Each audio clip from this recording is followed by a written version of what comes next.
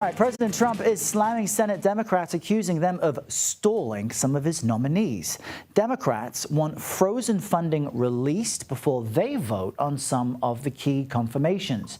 President Trump, taking to Truth Social over the weekend, he wrote all of this, saying the move was egregious. He also took aim at Senate Minority Leader Chuck Schumer, and I'm quoting directly here, telling him to go to hell. But Leader Schumer says it was the president who threw a wrench into foreign aid negotiations. Listen. Bottom line is we were getting close on a whole lot of issues, and Donald Trump just pulled the rug out from under people. CBS News congressional correspondent Caitlin Huey-Burns has more of her reporting to share with us this morning. CHB, good morning to you. Let's first explain for our viewers how common this type of negotiating is between the White House and the Senate when it comes to confirmations, and why the president is slamming the Democratic leader over this one specifically.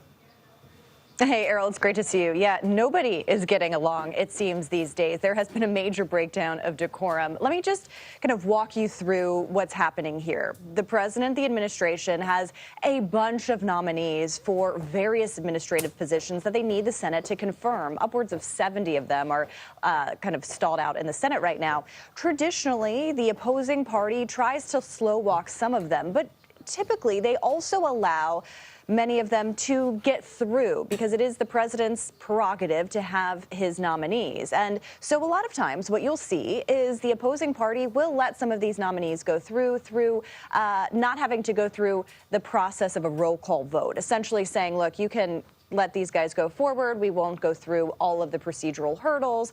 And that's not what's happening here. Democrats have been slow walking these nominees because they have very little leverage being in the minority, and they're trying to use it. And they're using it on every nominee. That means most nominees have to go through all of the procedural hurdles in order to get a vote. So it has been a long process to get a lot of these nominees confirmed. As you can imagine, the president is very upset about this. Leader John Thune, the Republican leader, is very upset about this.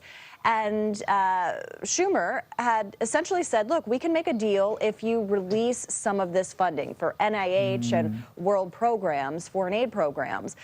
They were not able to reach a deal, so the Senate went home, confirming about a dozen nominees, but they still have a lot more to get through. And here's the key, Errol. I know a lot of this is kind of procedural jargon, and many people may say, okay, who really cares here? But this breakdown of decorum could hit a tipping point when they come back in the fall after their recess, because Republicans have been saying, look, we could change the rules to get some of these nominees through. When the opposing parties in the majority, they may feel differently.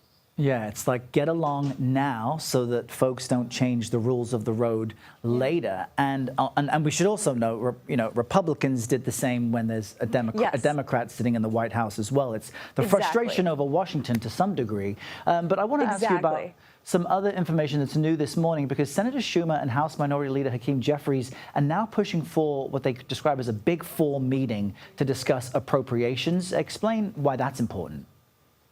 Well, Errol, I don't want to burst anybody's summer bubble. I know we're still kind of enjoying this August time. But when Congress comes back in September, they've got to figure out a way to fund the government. The government will run out of money at the end of September, and there is not any path forward right now to make sure that doesn't happen.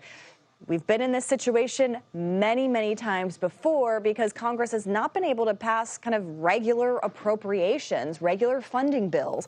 And so we are again in this position where they have to figure out what to do to keep the government open by that deadline at the end of the fiscal year. So what the leaders are proposing are to kind of get this moving forward. But as we just discussed, nobody is getting along. There are a lot of sticking points here, and the minority wants to use what little leverage it has to exert some kind of pressure. So bottom line, Errol, a lot to look forward to in September when they all come back. Maybe they'll get refreshed over this recess. You hope so, but it's a great point, CHB, about why the American people, the public, needs Democrats and Republicans to get along at least to get the business of the country done. We appreciate your update from our D.C. Bureau. Thank you.